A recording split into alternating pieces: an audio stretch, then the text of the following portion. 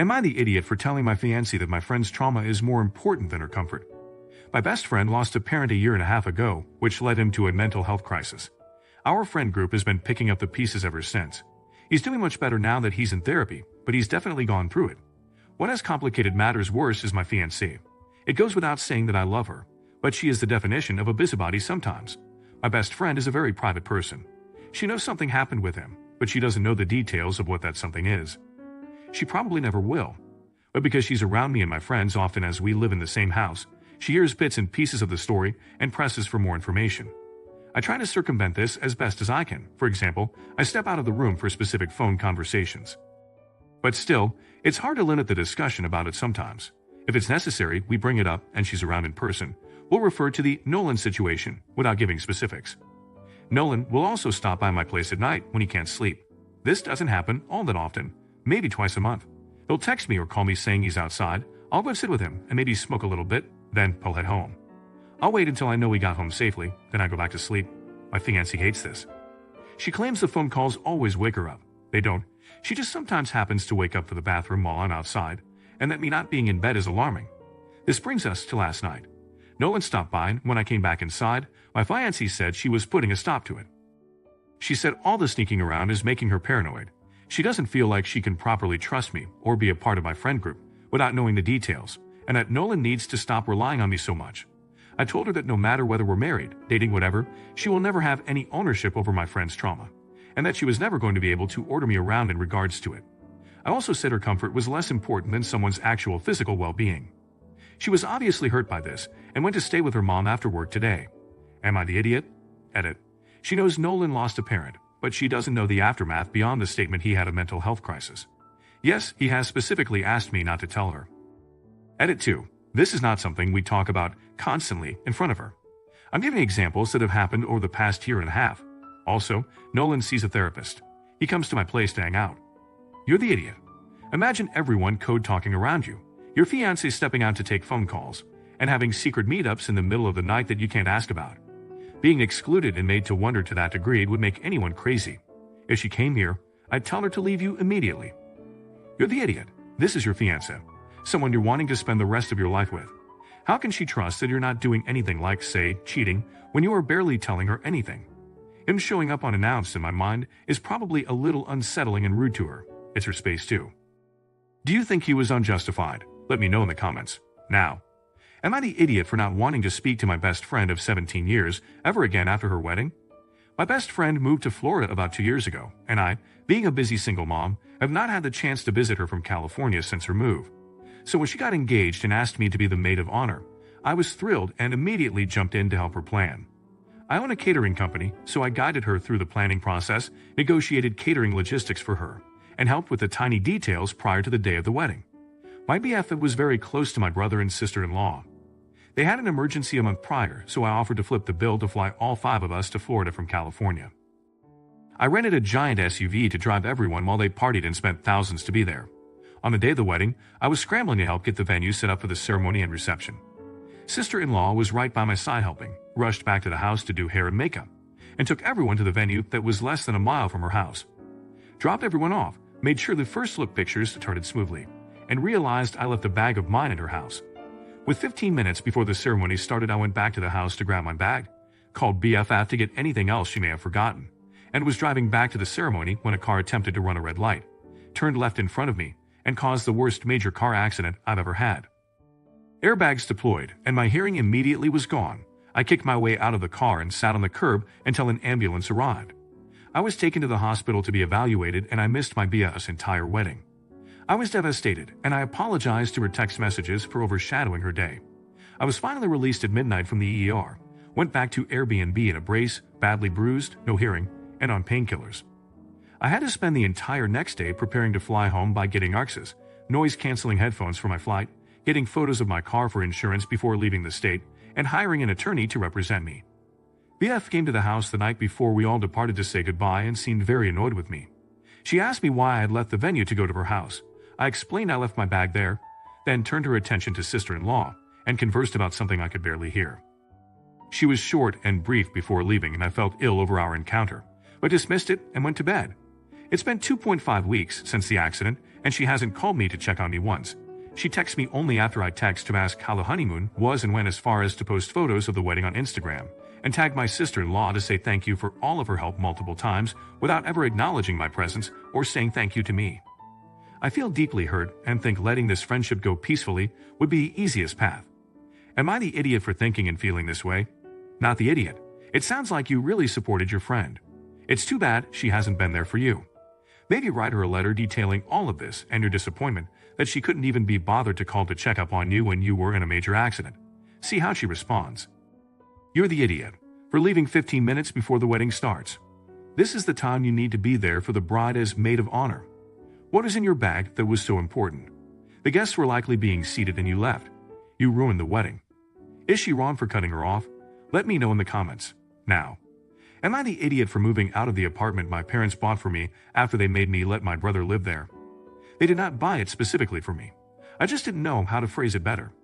When I got into university, my parents purchased an apartment close to the campus so that I could live my way without having to deal with other people. I'm not social, and I could best be described as either a misanthropist or curmudgeonly. It was great for 2 years, and I came out of my shell a little. I met other people like me and discovered that, unlike high school, university isn't hell. I even met a guy. We both work at the campus store. My little brother graduated last year and got into the same school. Rather than stay in dorms, he convinced my parents to let him move in with me. Well, they own it, so I had no say. I lasted 1 semester. Since he had an off-campus residence, my apartment became party central. I asked my parents to make him stop after talking to him. Didn't work. They said to loosen up. I think they know how to change my personality. I talked to the university and was able to snag a rare single room in the mature student dorm.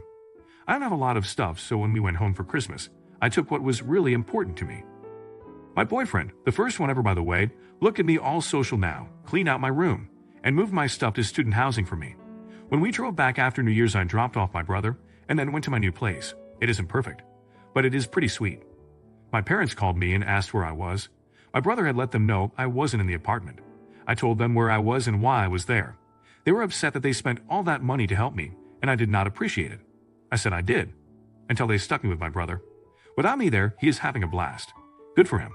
He is also missing a lot of classes and has been fined for noise complaints by the condo board. But that's not my problem. My parents are asking me to please move back in because my brother is in danger of being put on academic probation. I asked if I was allowed to bar him from having parties and stuff. He was part of the conversation and was upset that I was asking to be put in charge of him. My parents said he was allowed some freedom and that as his big sister, I should look out for him and not let him fail. I thanked them for the opportunity but declined. And he recently had a party that the cops had to shut down. My parents are considering selling the apartment, but it's kind of a crappy market right now, I guess.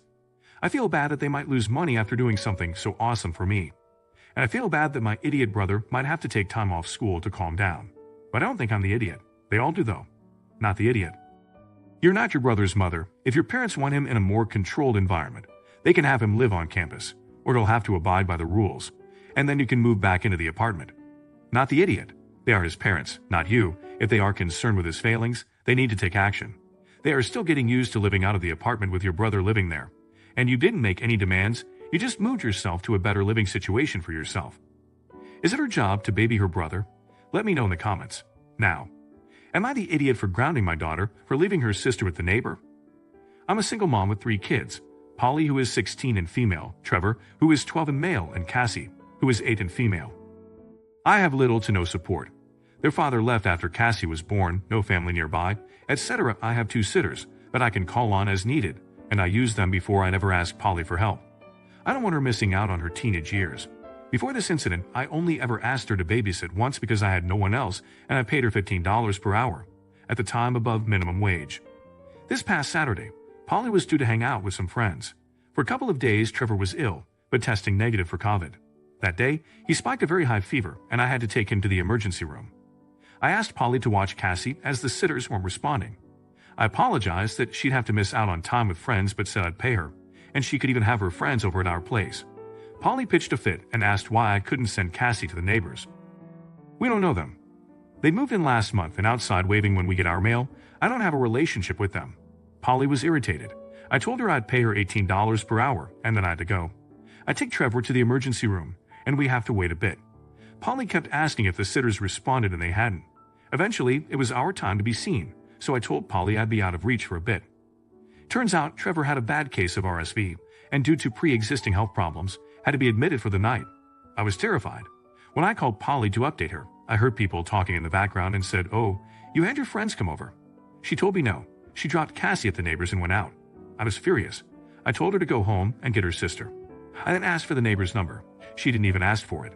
Which, I get teenage logic, but still. At first, Polly refused until I told her she was grounded. I made her FaceTime me when she got home to show that Cassie was with her. Eventually, my mom was able to make the 2-hour drive down to stay with the girls, but I told her to not let Polly leave the house. The next day, Trevor and I were able to go home. I lectured Polly about what she did and grounded her for 2 weeks. She got mad at me and said that I can't expect her to drop her plans. I point out I never do, but this was an emergency and her brother was sick. She told me that's not her problem. She's also mad because I won't pay her. I apologized profusely to the neighbor who said it was okay, and that he would have called me, but Polly didn't leave my number either.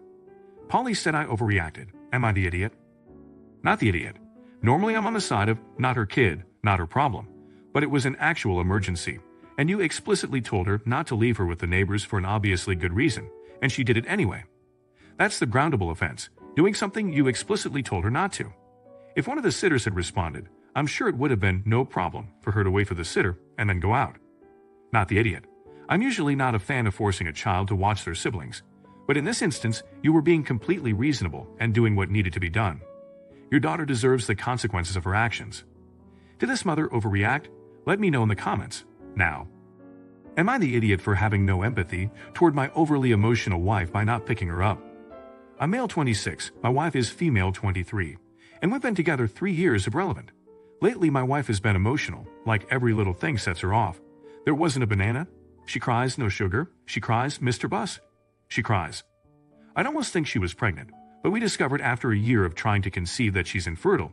This was 2 months ago.